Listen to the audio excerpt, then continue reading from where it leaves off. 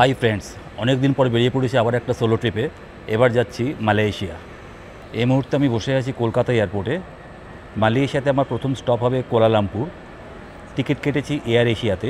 4-5 দিন আগেই টিকিট কেটেছি। টিকিটের দাম পড়েছে 18,000 টাকা মতন। মালয়েশিয়াতে অনেক সুন্দর সুন্দর জায়গা তো আমি ভিজিট করব, সেগুলো সবই আপনাদের দেখাবো।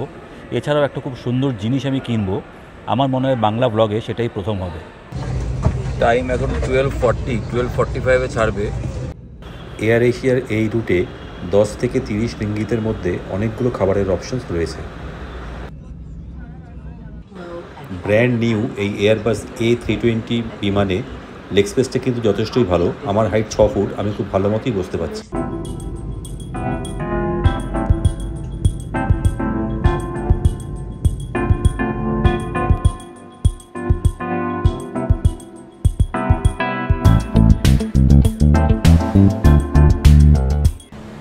গুড মর্নিং এভরিবডি, আমি পৌঁছে গেছি কুয়ালালামপুর।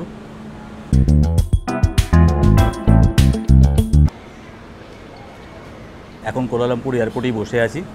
একটু ব্রেকফাস্ট করে নেবো এখন এখানে। কুয়ালালামপুর এয়ারপোর্টে কিন্তু অনেকগুলো খাবারের অপশানসই অ্যাভেলেবেল। আমি তার মধ্যে খুঁজছিলাম ভ্যালু ফর মানি কিছু খাবার, যেটা ইকোনমিক্যাল প্রাইসিংও হবে এবং খেয়ে আমার পেটটাও মোটামুটি আপাতত ভরবে। এরকমই একটা দোকান খুঁজে পেলাম, টেক্সাস চিকেন। দেখলাম লোকাল কুয়ালালামপুরের অনেক লোক এখানে খাচ্ছে। আমি এখানে ঢুকে অনেকগুলো আইটেমের মধ্যে আমার পছন্দসই আইটেমটা চুজ করলাম, প্যানকেক ব্রেকফাস্ট প্ল্যাটার। টেক্সাস চিকেনের এই বক্সের সাথে পেয়ে গেলাম চিকেন পাই, প্যানকেক, চিজ বল আর স্ক্র্যাম্বলড এগ, তার সঙ্গে বাটার হানি সস আর একটা জলের বোতল।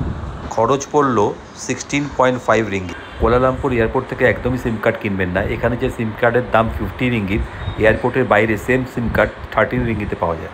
কুয়ালালামপুর এয়ারপোর্ট থেকে সিটি সেন্টারে যাওয়ার 3টি উপায় আছে। একটা ট্যাক্সি, সেটা সবচেয়ে এক্সপেন্সিভ। সেকেন্ড অপশান হচ্ছে ট্রেন, ট্রানজিট ট্রেন, যেটা এক্সপ্রেস ট্রেনও বলা হয়ে থাকে। থার্ড অপশন হচ্ছে বাস। বাস হচ্ছে চিপেস্ট। এই ট্রিপে আমি চেষ্টা করব যতটা সম্ভব ইকোনমিক ট্যুর করা যায়, বাজেট ট্যুর যেটাকে বলা হয়ে থাকে, যাতে সবাই ঘুরতে পারে। সবার পক্ষে সম্ভব না বেশি পয়সা খরচা করে ঘোরার। তাই আমি এবার যাব বাসে করে এবং আপনাদের সঙ্গে শেয়ার করব বাস জার্নিটা কেমন। কুয়ালালামপুর এয়ারপোর্টের ভেতর থেকে সিটি সেন্টারে যাওয়ার জন্য KLIA এক্সপ্রেস ট্রেন পেয়ে যাবেন। এই জন্য আপনাকে এয়ারপোর্টের বাইরে যাওয়ার প্রয়োজন নেই। এয়ারপোর্টের মধ্যেই অনেক সাইনেজ দেওয়া আছে। এই সাইনেজ লক্ষ্য করলেই আপনি পৌঁছে যাবেন রেল স্টেশনে। স্টেশনে প্ল্যাটফর্মে ঢোকার আগেই আপনি পেয়ে যাবেন এরকম টিকিট কাউন্টার। এখানে সব সেলফ কিয়স্ক। আপনার টিকিট আপনার নিজেকেই কাটতে হবে, কিন্তু সেক্ষেত্রে আপনার কাছে সেই খুচরো রিঙ্গিত থাকা খুব জরুরি। তা না পরে আপনার ক্রেডিট কার্ড থাকলে তাই দিয়েও আপনি টিকিট কাটতে পারবেন। ট্রেনের পর এবার আসি বাসের ব্যাপারে।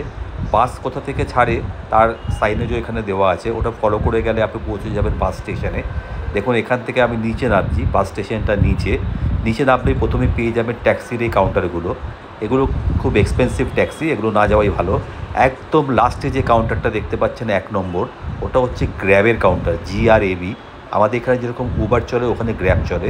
এই কাউন্টার থেকে যদি আপনি ট্যাক্সি ভাড়া করেন, তবে তুলনামূলক ভাড়াটা আপনার একটু কম পড়বে। ট্যাক্সির কাউন্টার থেকে একটু বাঁ দিক দিয়ে এগিয়ে গেলেই পেয়ে যাবেন বাসের এই কাউন্টারগুলো। এখানে কিন্তু টিকিট অনলাইনেই কাটতে হয়, তাই আপনার কাছে ক্রেডিট কার্ড থাকা খুব প্রয়োজনীয়। টিকিটের দাম পড়ল 16 রিঙ্গিত। টিকিট কাটার পর আপনাকে তো কিছুক্ষণ অপেক্ষা করতে হবে। আমার বাস 9:45-এ, এখন 9:35, 10 মিনিট আরও বাকি আছে। দেখতে দেখতে চলে এলো আমার বাস।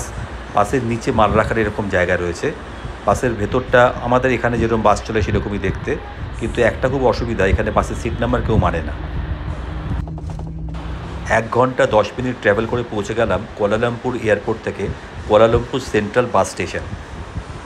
বাস স্টেশন থেকে লিফটে করে উঠলেই পেয়ে যাবেন বিভিন্ন রেলওয়ে লিঙ্কের অনেক স্টেশন। এখানে একটু কনফিউজ হয়ে যাওয়ার ব্যাপার রয়েছে। আপনাকে খুঁজতে হবে LRT স্টেশন। এখানে অনেকগুলো LRT লাইন আছে, আপনাকে খুঁজতে হবে রেড লাইন। আমি যাব KLCC। আমি এখন আছি KL সেন্ট্রালে। 4টে স্টেশন ক্রস করলে পাবো KLCC।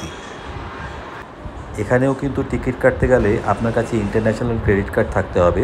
যদি আপনার কাছে খুচরো রিঙ্গিত থাকে, তবে আপনি এই মেশিন থেকেও টিকিট কাটতে পারেন। 4টে স্টেশন ক্রস করার জন্য আমার টিকিটের দাম পড়ল 2.40 রিঙ্গিত। এর মেট্রোর টোকেনও কিন্তু আমাদের কলকাতা মেট্রো টোকেনের মতো একই রকম দেখতে। এবার আমি ঢুকে গেলাম এই মেট্রো স্টেশনে। আমি যেটাকে মেট্রো বলছি বারবার, এরা কিন্তু এটাকে এখানে এলআরটি বলে। এখানকার এই এলআরটি স্টেশনের স্ট্যান্ডার্ড আপনি দিল্লির মেট্রো স্টেশনের সঙ্গে অ্যাডপার ধরতে পারেন।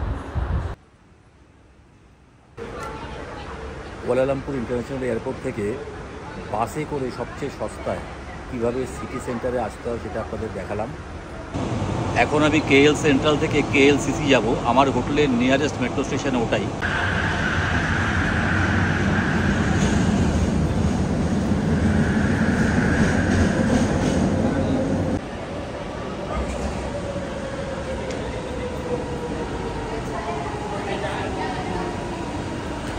এই এলআরটি ট্রেনের ভেতরটা কিন্তু আপনি যে কোনো উন্নত দেশের মেট্রোর সঙ্গে তুলনা করতে পারবেন।